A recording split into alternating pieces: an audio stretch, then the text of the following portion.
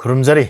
Ngasi amuka han nai hakin nungsijarwa subscriber sing ichel sing ichinau sing mafamda ehang ne yam nungairo video pur laksari. Video sidi kari matang dono hairakanda khoi mairen gi maru.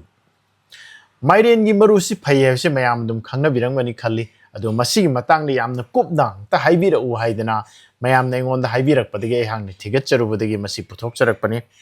Ahan mamaktada magi nutritional profile haibde kenoda hakchang da yauba hakchang da kanaba machiyo chinjak sing ihan hanbada macronutrients haibdi khara mapung oiba khoi chinjak haibtare masi protein yamna wangni yawi ko protein gi saruk yam yawi aduga fiber yam yawi aduga healthy fats yam yawi healthy fats si kaino harakanda omega 6 amadi omega 3 fatty acid yam yawi aduna heart amadi brain gi masi mapangan kalhan bangami the amount of fiber mayam yawsina khongham khulam da nungai halli aduga khoi khongham ba yekhatpa puk nungai ta khot ba yam phan bangami the amount of protein gi saruk yam yawbani na hakchang semgat sagat pada mana mateng pangmani yamna kanei habisini micronutrient mayam yawi khodamoina magnesium si yamna marang kaini yawi and magnesium sti kari da kana ge da khoi ge nerve da muscle da the blood pressure regulation da adigi mu nasagi saruda yam kanabanina masi magnesium yawbini masi yam chaba kanai haibani zinc su yam yawi zinc se koi hakchang da kanari si keno khoi gi hakchang asok apanji thuna phanba DNA synthesis kumba hakchang immune system si yam phanba aduda kanai haibani aduna hairiba magnesium su yawba zinc su yawbani masi yam kanaba chinja amani hana haijarage mathangda iron copper manganese gumba sisu dum chang phajana yawi aduna masi oxygen gi transport ta amadi antioxidative magi amadi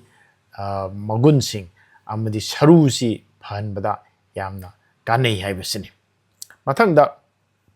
koi potassium gi saru yam yawi aduna blood pressure regulation tawda haksangi fluid balance ta yam kanei haibani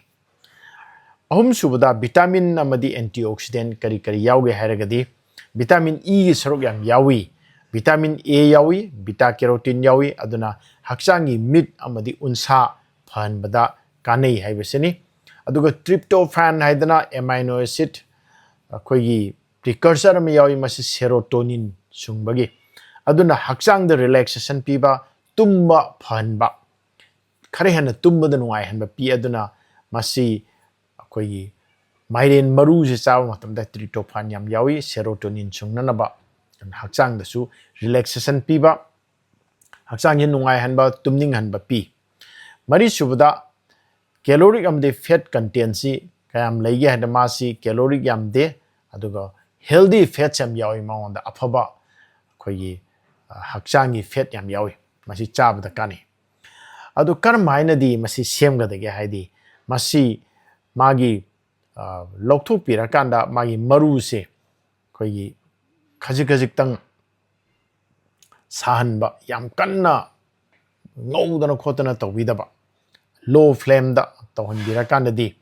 masi vitamin G yam ka hena mangde haibani ko vitamin mangdano honabiba asini aduna hakchang da kanabadi kari keno number 1 da hida oina kanabadi hakchangi heart ki mapangin kalali maonda magnesium antioxidant mayam yawmaramna blood pressure amadi artery gi inflammation mana handali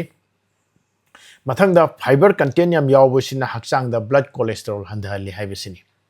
ani subada anti inflammatory amdi antioxidant effect yam lay aduna maonda bioactive compound mayam yawi aduna stress kuma inflammation gi mada yamna handali chronic disease kuma arthritis kuma kay mada mayam kana pi haibini ahum so the blood sugar si regulation to the sukanai haibdi insulin sensitivity si mana hengaran bamaramna type 2 diabetes ta yamna kanai haibani mathang the cancer risk reduction of the cancer dagi narakado bosimana handan bayam ngami maramdi paunda antioxidant am the lignin singba yawbuna maram oiduna breast cancer guma prostate cancer guma simana handan ngami haibani aduga prostate am the bladder gi health simana fali maru oina prostate ki function se adagi ising mari ki function se mane am phale aduna khoi gi mairen maru se sukumati kanaba chinjang ni haijage mathang da taruk subda immune support hakchang da zinc am di selenium yaubuna maram oidana hakchangi immunity si yam phagadhali aduna mahik mata ngakthokpada mapangan yam phajana pi haibani taret subada bone health aida saru kalhali magnesium calcium guma yam yaw maram namasi bone density phali aduga saru gi mapangan kalhali nipan subada male fertility din nupagi phambi si phali aduna zinc antioxidant yaw maram na maki sperm gi production da phali nupagi adu sexual health yam aphawa pi haibisini mapan subada antimicrobial am di anti diabetic property yam yawi aduna masi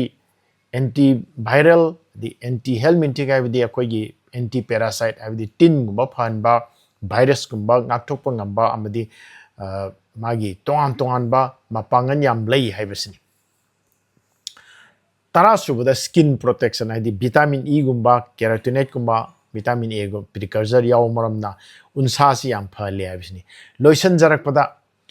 kogi mairen maru se asukki matik phaba superfood haibtare yam phaba chinja amani yam exceptional nutritional density leiba adu diverse medicinal application yam lei maramna mairen maru se phajana chabiyu haina haijage chabase kogi mai yam kandabida khitang yaiboi kariboi ngowoi tawra kanda thau nung yaudras dum chabe maung da thau phaba yam yauri abako adumaina chabiyu haijage haiphet kabo pokpoi dumaina pokpi raga asumna thamjage aduna kogi mairen maru se hakchang da yam kanaba superfood ni haibse thamjarakanda mairen maru gi matang da ehangna puthoksa video matang se lotion jage mayam nungai bibra nungai we soidrum ki like to biro imanab singa share to biko ngasi ihana na koi channel khoida bi kangbu sing di yaragadi soidana bi subscribe to ko bi no haijage awna staying fit ever channel si hakchang phana lainaba wakal phana lainaba amdi amagama khutsam narga yam chakol pe nungai ba khunai ma semina bi wakal on to puthok saba apik pe youtube ki channel am khangni masibu mayam na phasana pung thogot pi ba chogot pi de ngasi mangjin thana chachari asi dam ta loisan jarak pada dr dhakeswar na mayam puno wa amkasana kurum jarim din noluksari